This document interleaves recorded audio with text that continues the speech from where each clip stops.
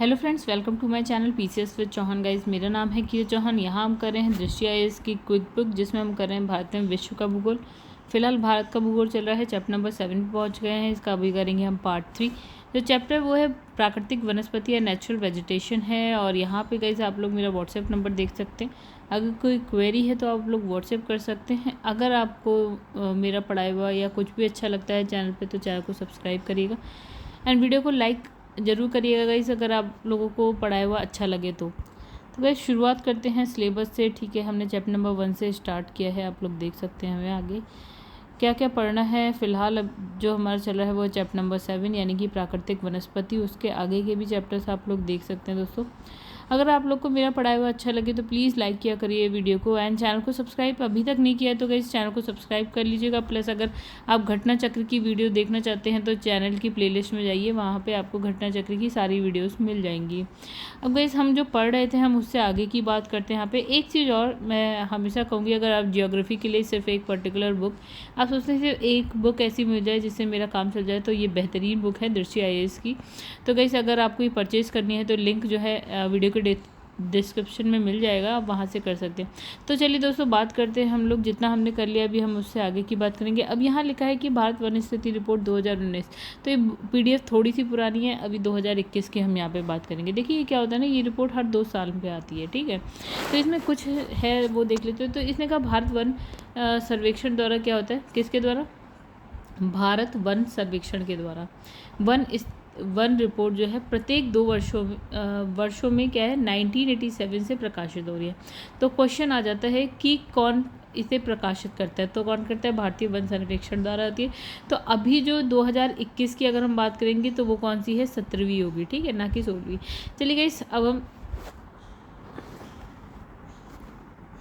तो दोस्तों जैसे कि आप देख पा रहे हैं, चलिए हम बात करेंगे। तो यहाँ पे है 2021 में भारत वन शासन में महत्वपूर्ण परिवर्तन लाने के लिए क्या होता है, MOEFCC द्वारा क्या होता है, वन सर्वेक्षण अधिनियम 1980 में एक संशोधन प्रस्तावित किया गया। ठीक है, चलिए वो बेकार के हमें जो करना है।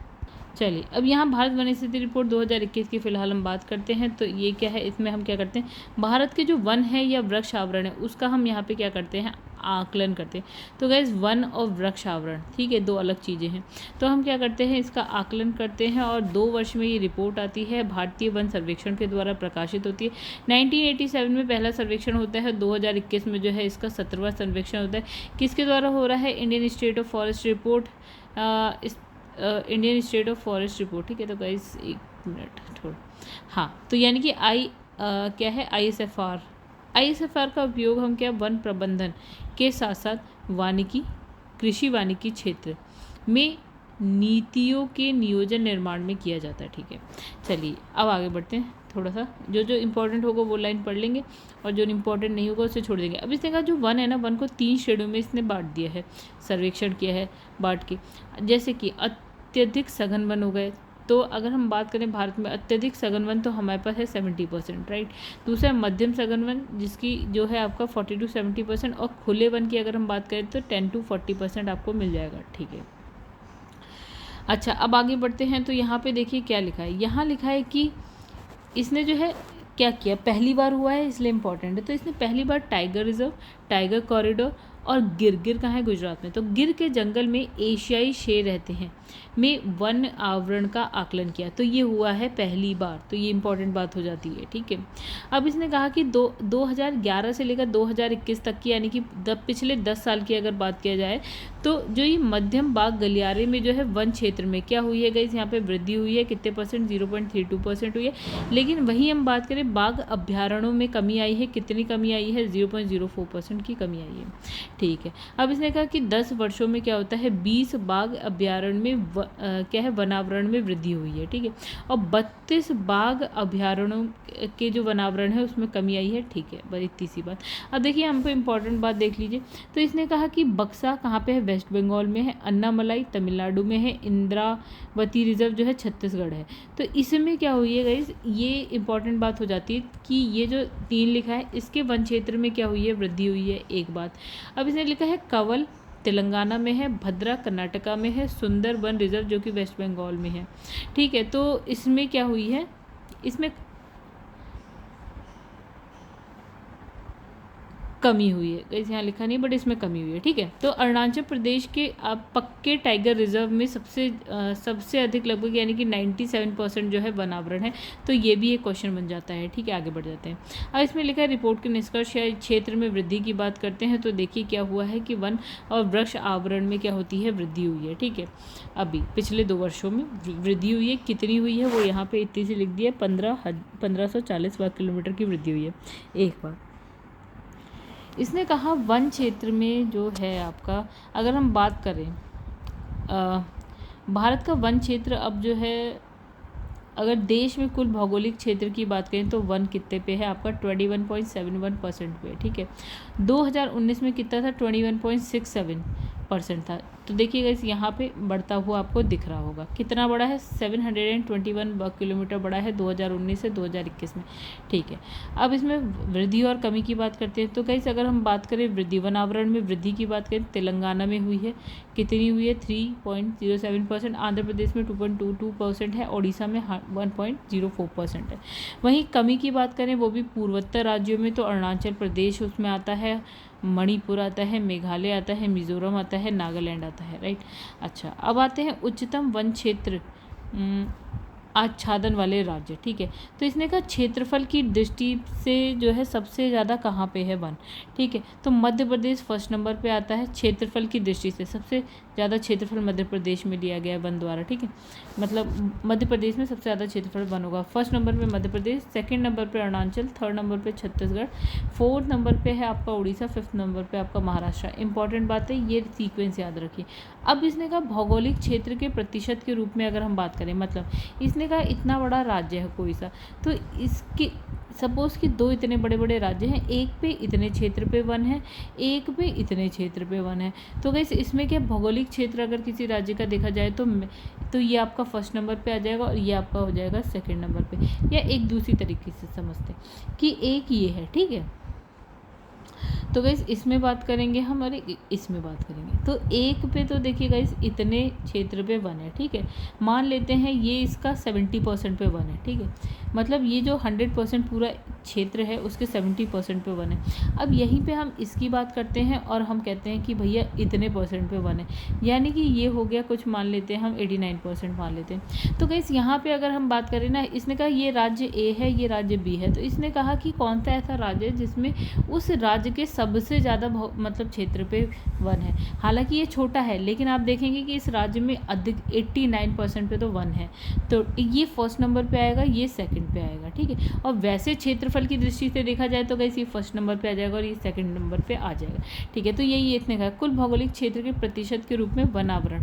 तो गाइस इसमें सबसे पहले नंबर आता है मिजोरम का, फिर अरुणाचल प्रदेश है, फिर मेघालय है, फिर आपका मणिपुर है, फिर आपका नागालैंड। देखिए जो पहाड़ी क्षेत्र है ना उसमें तो वैसे भी मैक्सिमम पे वन ही रहता है, ठीक है। हालांकि क्षेत्र मतलब ये जो राज्य हैं छोटे छोटे हैं, लेकिन मैक्सिमम उस राज्य के मैक्सिमम क्षेत्र पे आपको वन मिल जाएगा। तो ये वाली जो पूरा सीक्वेंस है वो भी याद रखिएगा। अब इसने कहा कि आगे बढ़ जाते हैं, मैंग्रोव की बात करें तो देखिए मैंग्रोव में भी क्या हुई है, थोड़ी सी वृद्धि हुई है। कितना, 17 वर्ग किलोमीटर की वृद्धि हुई। चलिए छोड़िए कोई बात नहीं। भारत में अगर हम बात करें मैंग्रोव का तो 992 वर्ग किलोमीटर पे है, ठीक है। चलो अब यहाँ पे जंगल में आग लगने की आशंका की, देखिए आग तो लगती रहती है।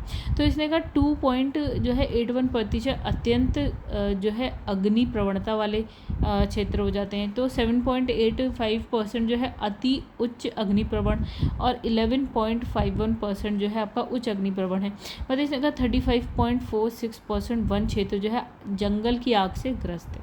चलिए अब इसने एक चीज़ और कही, इसने कहा कि 2030 तक क्या होगा, भारत में 45 से लेकर 64% वन जो है, चाहे आप कह लीजिए जलवायु परिवर्तन यानी कि क्लाइमेट चेंज, और जो आप कह सकते हैं ग्लोबल वार्मिंग, इससे प्रभावित होंगे, ठीक है। कितने, 2030 तक 45 से लेकर 64% इतना प्रभावित होंगे, ठीक है। अब इसने कुछ राज्यों का नाम लिखा है, जैसे कि असम, मेघालय, त्रिपुरा, नागालैंड। अगर आप इसको छोड़ दें तो वन अत्यधिक संवेदनशील जलवायु वाले हॉटस्पॉट होंगे, ठीक है। इसने कहा लद्दाख जो है सबसे ज़्यादा प्रभावित होने की संभावना है लद्दाख की। अब इसने कहा कार्बन शॉक क्या होता है, देखिए कार्बन शॉक जो वन होते हैं ना गाइस, वो कार्बन को अपने अंदर अब्जॉर्व करने का काम करते हैं, ठीक है। कौन, वन, ठीक है। कैसे, जैसे ये वृक्ष है, वायुमंडल में है कार्बन डाइऑक्साइड, वृक्ष क्या लेते हैं, कार्बन डाइऑक्साइड और ऑक्सीजन छोड़ देते हैं। तो एक तरह से कार्बन को अपने अंदर ही तो ले रहे हैं, यानी कि जंगल या वन आप कह दीजिए, तो वो कार्बन को अपने अंदर स्टॉक करते हैं, अपने अंदर कलेक्ट करने का काम करते हैं। ठीक है, तो इसमें क्या होता है कि हमने कहा कि जो देश के जंगल में कुल कार्बन स्टॉक कितना है, इसने लिखा है 7204 मिलियन टन होने का अनुमान लगाया है। तो बहुत इम्पॉर्टेंट सी बात है ये। 2019 में कितना था, मतलब 2019 से 2021 में 79 मिलियन टन की वृद्धि हुई है, ऐसा मान लीजिए। ठीक है, तो क्या काम करते हैं वन, ये हम जानते हैं। आगे बढ़ते हैं। बांस के वन 2019 में कितने, इसमें लिखा है 13,882 मिलियन से बढ़कर अब 2021 में कितने 52,336 मिलियन हो गए। चलिए अब चिंताएं देख लेते हैं। प्राकृतिक वनों में गिरावट आ रही है, बिल्कुल आ रही है। ठीक है, तो इसने कहा कि मध्य घने जंगल या प्राकृतिक वन में गिरावट आ रही है। ठीक है, गिरावट जो है खुले वन क्षेत्र में इतने वर्ग किलोमीटर की वृद्धि से, चलिए तो बेकार की बात है। अब यहाँ पे आ जाइएगा, इस आगे बढ़ते हैं। पूर्वोत्तर क्षेत्र के वन आवरण की बात करते हैं, तो यहाँ पे क्या है, गिरावट देखने को मिली है। और इसमें लिखा है कि जो पूर्वोत्तर राज्य है उसके कुल भौगोलिक क्षेत्र का 7.98% हिस्सा है, लेकिन कुल वन क्षेत्र का कितना है आपका 23.75% हिस्सा। अच्छा, पूर्वोत्तर राज्यों में जो गिरावट का कारण है वो क्या है, ये भी देख लेते हैं। जो वन आवरण में जो गिरावट आ रही है पूर्वोत्तर राज्यों में, वो उसका कारण क्या है। पहला, प्राकृतिक आपदाएं वहाँ पे ज़्यादा आती हैं। ठीक है, यहाँ भूस्खलन हो रहा है, वो देखो, भारी बारिश हो रही है, और जो मानव जनित गतिविधियाँ हैं, जैसे कि हम जो स्थानांतरित कृषि करते हैं, वो विकासात्मक गतिविधियों के लिए हम खनन कर रहे हैं, पत्थर काट रहे हैं, ये कर रहे हैं, ड्रामे बहुत सारे करते हैं वो, और फिर है पेड़ों की कटाई कर रहे हैं। ये सारे कारण हैं जिसकी वजह से जो पूर्वोत्तर राज्यों में वनावरण में जो है गिरावट देखने को मिलती है। चलिए फिलहाल इतनी सी बात है। तो गाइस चलो आगे बढ़ते हैं। थोड़ा सा पुरानी 2019 की तो पढ़ के कोई फ़ायदा नहीं है, तो आगे बढ़ जाते हैं। अब ये तथ्य हैं कुछ 2019 के, इसे भी हम छोड़ देते हैं। ओके, 2019 की रिपोर्ट हम नहीं पढ़ेंगे। ठीक है, तो ये पूरी रिपोर्ट 2019 की है गाइस। यहाँ पे लिखा है जैव निचय की बात करते हैं अब सीधे। ठीक है, तो यहाँ लिखा है बायोस्फीयर रिजर्व। देखिए, इस शब्द का प्रयोग सबसे पहले एडवर्ड सुएस ने किया, तो ये नाम हो जाता है इम्पॉर्टेंट। ठीक है, अब इसे का जो ये आपका जैव निचय यानी कि आरक्षित क्षेत्र है, ये क्या है, विशेष प्रकार के भौमिक और तटीय इसके संयोजन वाले पारिस्थितिकी तंत्र है, जिन्हें यूनेस्को के मानव जैव मंडल प्रोग्राम 1971 के अंतर्गत मान्यता प्राप्त है।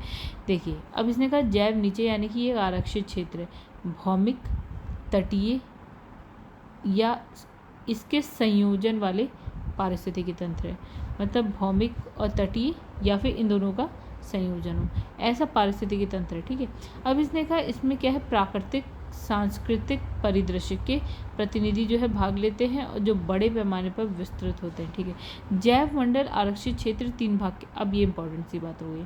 देखिए, जैव मंडल आरक्षित क्षेत्र क्या है। देखिए, जैसे सपोज कि ये एक एरिया है, ठीक है, तो इसको हमने 3 भागों में बांट दिया। जैसे एक मान लीजिए आपने कह दिया ये वाला भाग है, ठीक है, फिर हमने एक ये वाला, ठीक है, ये वाला एरिया है बीच वाला बिल्कुल, फिर एक हमने कह दिया ये वाला है जो इसके बीच वाले से और बाहर वाले के बीच में, और एक ये वाला है। ठीक है, तो देखिए जो सबसे बीच वाला होता है उसको हम बोलते हैं कोर जोन। ठीक है, और जो ये सबसे सेंटर वाला होता है कोर जोन, और ये सेंटर वाले और जो बाहर वाला है ना, इसके बीच में जो होता है उसको हम बोलते हैं बफर जोन, और जो सबसे लास्ट वाला होता है उसको संक्रमण क्षेत्र बोलते हैं। चलिए समझे हम। इसे लिखा है यह वन्य जीवों के संरक्षण के लिए सबसे सुरक्षित क्षेत्र है। मतलब अगर आपको वन्य जीव का संरक्षण करने के लिए सबसे सुरक्षित क्षेत्र है तो ये बिल्कुल ही बीच वाला है। ठीक है, तो इस क्षेत्र में क्या होता है, सरकारी अधिकारियों कर्मचारियों को छोड़कर कोई भी नहीं जा सकता। ठीक है, आगे बढ़ते हैं। अब हम आते हैं दूसरा क्षेत्र देखते हैं। मतलब ये वाला जो है बिल्कुल बीच वाला, ये फर्स्ट नंबर वाला और ये थर्ड नंबर वाले के बीच में है सेकंड नंबर वाला। ठीक है, इसको हम बोलते हैं बफर जोन। देखिए इसमें क्या, ये बफर क्षेत्र जो है कोर क्षेत्र के चारों ओर का क्षेत्र होता है। इसका प्रयोग पूर्णतः नियंत्रित अविध्वंसक कार्यों के लिए किया जाता है। अनुसंधान, शोध, परंपरागत उपयोग, पुनर्वास, ये सारी चीज़ें इसमें होती हैं। ठीक है, संक्रमण क्षेत्र क्या होता है, सबसे बाहर होता है, खुला हुआ और सबसे बड़ा होता है। इस क्षेत्र में क्या है, मनोरंजन के साधनों, फसल क्षेत्र, प्रबंधित जंगल, ये सारी चीज़ें आपको यहाँ मिल जाएंगी। अगर हम बात करें भारत में कुल कितने जैव मंडल आरक्षित क्षेत्र हैं, ठीक है, तो यहाँ लिखा है 18। ये पुराना डेटा है, हम नए डेटा की बात करेंगे। तो गाइस यहाँ पे आप थोड़ा सा देख पा रहे हो, भारत में कुल 18 जैव मंडल आरक्षित केंद्र हैं। तो गाइस यहाँ पे विकिपीडिया पे देखिए क्या लिखा है। इसने कहा ये एक ऐसे क्षेत्र हैं, यानी कि जो बायोस्फीयर रिजर्व हैं या आरक्षित जैव मंडल है, संरक्षित जैव मंडल है, ये ऐसे क्षेत्र होते हैं जो भौगोलिक रूप से जो जीव जंतुओं के प्राकृतिक भूभाग की रक्षा करते हैं, ठीक है, जहाँ पे ये जीव जंतु रहते हैं उस जगह की रक्षा करते हैं। अक्सर आर्थिक उपयोग के लिए स्थापित बफर जोन के साथ एक या ज़्यादा राष्ट्रीय उद्यान अभ्यारण्य को संरक्षित रखने का काम करते हैं, ठीक है। मतलब हम यहाँ पे क्या संरक्षित रखने का काम कर रहे हैं, राष्ट्रीय उद्यान अभ्यारण्य को। संरक्षण ना केवल संरक्षित क्षेत्र के वनस्पतियों जीवों का किया जाता है, बल्कि इन क्षेत्रों में रहने वाले जो मानव समुदाय हैं उनका भी कर रहे हैं। मतलब संरक्षण वनस्पति का भी कर रहे हैं, जीवों का भी कर रहे हैं, मानव समुदाय का भी कर रहे हैं। भारत सरकार ने देश भर में जो है 18 संरक्षित जैव मंडल स्थापित किए, ठीक है। अब देखिए कौन कौन से। एक इसने लिखा है 1986 नीलगिरी संरक्षण जैव मंडल, राइट, संरक्षित जैव मंडल। जगह इसने लिखा है, ठीक है, राज्य है तमिलनाडु, केरल और कर्नाटका में आ जाता है नीलगिरी, ठीक है, वहाँ पे पश्चिमी घाट पर मिलेगा आपको, ठीक है। प्रमुख जीव यहाँ क्या मिलेगा, नीलगिरी तहर, टाइगर हो गया, लायन, टेल्ड मकॉक हो गया, ठीक है। तो इस क्षेत्र कितने किलोमीटर का है इसकी ज़रूरत नहीं है। दूसरा देखिए 1988 में नंदा देवी नेशनल पार्क की अगर बात करें, कहाँ पे, उत्तराखंड में है, पश्चिमी हिमालय पर मिल जाएगा। यहाँ पे क्या क्या जीव जंतु, हिम तेंदुआ, हिमालयी काला भालू। तीसरा यहाँ मन्नार की खाड़ी 1989 की बात है, और ये आपको मिलेगा मन्नार की खाड़ी तमिलनाडु में मिलेगा, तट है नीचे। यहाँ पे ड्यूगोंग मिलेगा, ड्यूगोंग इंपॉर्टेंट हो जाती है। ड्यूगोंग एक तरह की क्या है गाइस, समुद्री गाय बोलते हैं। देखिए 1988 में हम बात करेंगे यहाँ पे नोकरेक की, कहाँ पे है आपका, मेघालय में मिलेगा, यहाँ ईस्टर्न हिल पे मिलेगा। लाल पांडा यहाँ पे इंपॉर्टेंट है। फिर यहाँ पे 1989 में हम बात करेंगे सुंदरबन, जो कि वेस्ट बंगाल में है, गंगा के डेल्टा पे है। रॉयल बंगाल टाइगर मिल जाएगा आपको यहाँ पे। फिर इसमें लिखा है कि 1989 में मानस कहाँ पे, असम में है, ईस्टर्न हिल पे ही मिल जाएगा। अब देखिए यहाँ पे क्या है, एशिया हाथी के लिए इंपॉर्टेंट है ये जगह, ठीक है। उसके बाद बाघ, असम रूफ्ड टर्टल के लिए हो गया आपका, हिस्पिड खरगोश हो गया, गोल्डन लंगूर हो गया आपका, पिग्मी हॉग हो गया, ठीक है। फिर हम सिमलीपाल 1994 में आया, और फिर ये है उड़ीसा में, और दक्कन प्रायद्वीप में है। यहाँ पे आपको गैर याद रखना है, रॉयल बंगाल टाइगर, एशियाई हाथी, ये सब इंपॉर्टेंट है। फिर है दिहांग दिबांग, जो कि अरुणाचल प्रदेश में मिल जाएगा, का मिशमी, ताकिन और कस्तूरी मृग के लिए इंपॉर्टेंट हो जाएगा। फिर है पंचमढ़ी बायोस्फीयर रिजर्व मध्य प्रदेश में है, और ये है गिलहरी, उड़ने वाली गिलहरी के लिए, ठीक है। विशालकाय गिलहरी, उड़ने वाली गिलहरी के लिए इंपॉर्टेंट हो जाए। अचार कमाल अमरकंटक जो है आपका मध्य प्रदेश छत्तीसगढ़ में है, मैकाल हिल पे है। यहाँ पे 4 सिंग वाला हिरन मिलेगा आपको, मृग मिलेगा, भारतीय जंगली कुत्ता मिल जाएगा, सारस क्रेन मिल जाएगा, सफ़ेद पृष्ठ वाला जो है गिद्ध मिल जाएगा, और जो है पवित्र ग्रोव बुश मेंढक मिल जाएगा, ठीक है। फिर उसके कच्छ के रन की अगर बात करें तो गुजरात में है, ये रेगिस्तान है, भारतीय जंगली गधा मिल जाएगा, इंपॉर्टेंट है, याद रखिएगा। फिर है कोल्ड डेजर्ट संरक्षित जैव मंडल, जो कि हिमाचल प्रदेश में मिलेगा, पश्चिमी हिमालय, हिम तेंदु के लिए इंपॉर्टेंट है, या इंपॉर्टेंट है। कंचनजंगा की बात करें आपका सिक्किम में मिल जाएगा, और यहाँ पे हिम तेंदुआ और लाल पांडा ये भी इंपॉर्टेंट है। अगस्त मलाय संरक्षित जैव मंडल, जो कि केरल तमिलनाडु में मिल जाएगा, और ये क्या है, नीलगिरी तहर के लिए इंपॉर्टेंट है, एशिया हाथी, दोनों ही इंपॉर्टेंट है। फिर बड़ा निकोबार जैव मंडल आरक्षित क्षेत्र की अगर बात करें, अंडमान निकोबार पे द्वीप समूह है, और खारे पानी का यहाँ पे मगरमच्छ मिलेगा, इंपॉर्टेंट हो जाएगा। यहाँ पे है डिब्रू सेखोता जो है आपका असम में मिल जाएगा, यहाँ पे सफ़ेद पंखों वाली क्या है, लकड़ी की बतख मिल जाएगी, ठीक है। यहाँ पे उसके बाद है जल भैंस और ब्लैक बेस्टेड पैडबिल मिल जाएगा, और फिर यहाँ पे बाघ है आपका, कैप्ट लंगूर है। फिर यहाँ पे शेषाचलम पहाड़ियाँ मिलेंगी आंध्र प्रदेश में, यहाँ पे है आपका पतला लॉरिस। फिर पन्ना मध्य प्रदेश में, बंगाल टाइगर, और क्या है, चिंकारा नील गाय। फिर है सांभर हिरण, और फिर है स्लॉथ भालू के लिए इंपॉर्टेंट हो जाता है, ठीक है। तो गाइस अभी देखिए आप 2011 में लेटेस्ट, मतलब अभी जो 18वां जो है वो 2011 में इसने लिखा है। अब गई इसी में एक और चीज़ देखिए, यहाँ ना इन यूनेस्को के मानव और संरक्षित जैव मंडल यानी कि MAB कार्यक्रम 1972 में सूची के आधार पर भारत में अगर हम बात करें जो 18 जैव मंडल संरक्षित क्षेत्र हैं उसमें से 12 जो है आपका किस में ऐड है, यूनेस्को में। तो यूनेस्को में कौन कौन से ऐड है ये देखिए, एक तो हो गया नीलगिरी संरक्षित क्षेत्र है, मन्नार की खाड़ी हो गया आपका, सुंदरबन जैविक जैव मंडल रिजर्व हो गया, नंदा देवी जैव मंडल हो गया, नौकरेक हो गया, पंचमढ़ी हो गया, ये सब देख लीजिएगा। अभी हम ऊपर पढ़ के आए उसी में से ये 12 का नाम है, ठीक है। सिमलीपाल है, बड़ा निकोबार जैव मंडल रिजर्व है, अचान कमार अमरकंटक बायोस्फीयर रिजर्व जो कि मध्य प्रदेश छत्तीसगढ़ में है, अगस्त मलाई बायोस्फीयर रिजर्व तमिलनाडु केरल में, कंचनजंगा सिक्किम में, पन्ना बायोस्फीयर जो है आपका कहाँ पे है, मध्य प्रदेश में। तो लेटेस्ट जो है 2020 में हुआ था, पन्ना बायोस्फीयर यूनेस्को की लिस्ट में आया था। तो गैस ये पुराने वाले में देखिए यहाँ पे तो 18, ठीक है, यहाँ पे 12 हो गया, ठीक है। चलिए इसने पूरे 18 के नाम लिखे हैं और 12 उसमें से कहाँ पे है आपका, यूनेस्को में आता है। अब देखिए क्वेश्चन आंसर पे आते गए, उससे पहले 1 मिनट के लिए रुक जाइए, चैनल को सब्सक्राइब कर दीजिए, फिर आगे बढ़िए।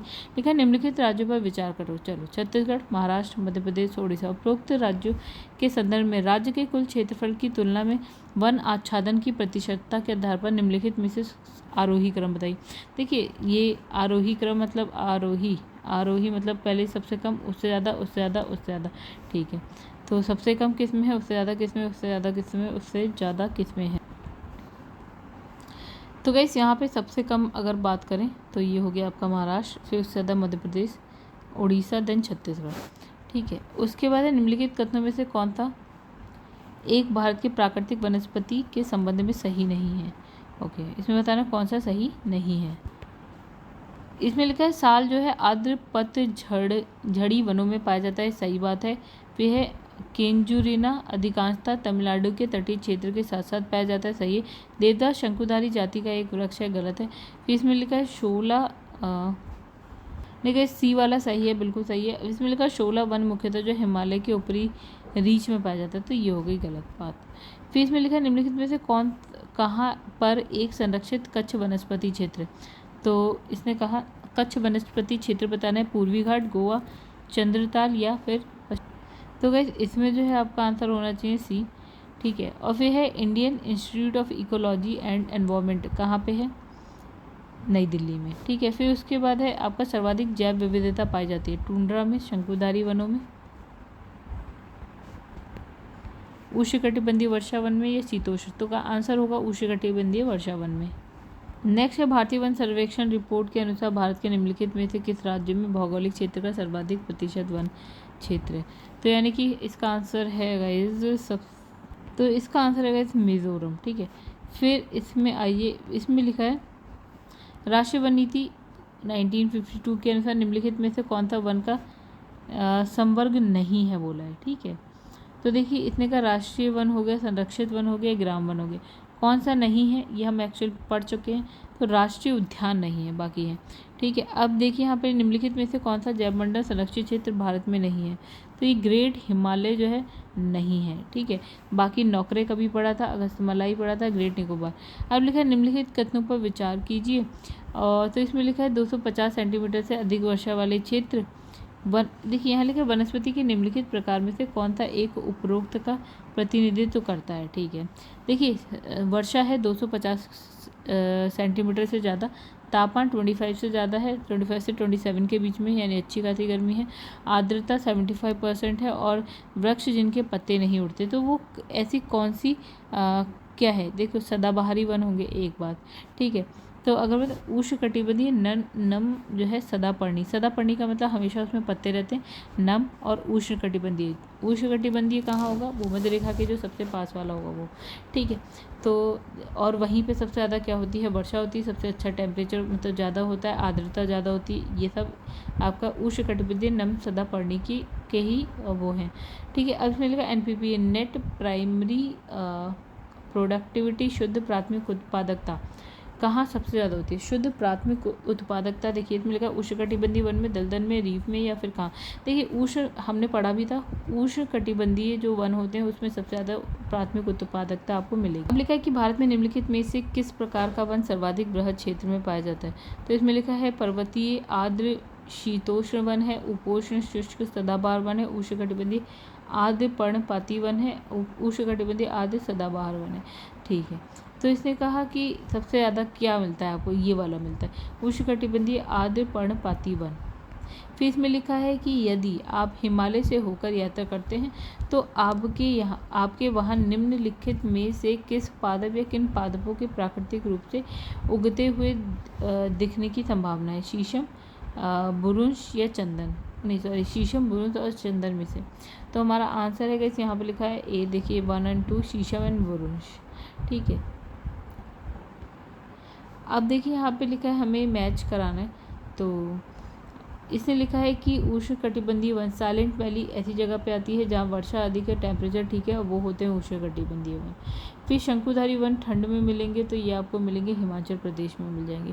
कच्छ वनस्पति ऐसी जगह भी मिलेगी गई जहाँ पे दलदल आपको मिले, तो वो है सुंदरबन में अच्छा खासा दलदल। पतझड़ वन वहाँ मिलेंगे जहाँ पे आपका सूखा ज़्यादा हो, तो ये हो गया राजस्थान आंसर आपका।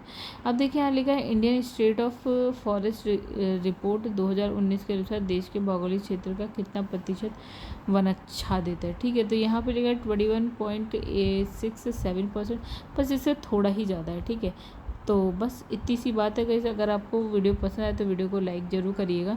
चैनल सब्जेक्ट तो हो गया ख़त्म, मतलब चैप्टर हो गया ख़त्म, और अगर आपको वीडियो पसंद आए तो चैनल को सब्सक्राइब जरूर करिएगा गाइस। जो नेक्स्ट अब हम पढ़ने जा रहे हैं ना, वो है आपका जल संसाधन, सिंचाई एवं बहुउद्देशीय परियोजनाएं की बात करेंगे, जो कि हम करेंगे अपनी नेक्स्ट वीडियो में। ठीक है, तो फिलहाल इस वीडियो को यहीं पे एंड करते हैं, हम आपसे मिलेंगे अपनी नेक्स्ट वीडियो में। और गाइस घटना चक्र के लिए आप चैनल की प्लेलिस्ट में जा सकते हैं।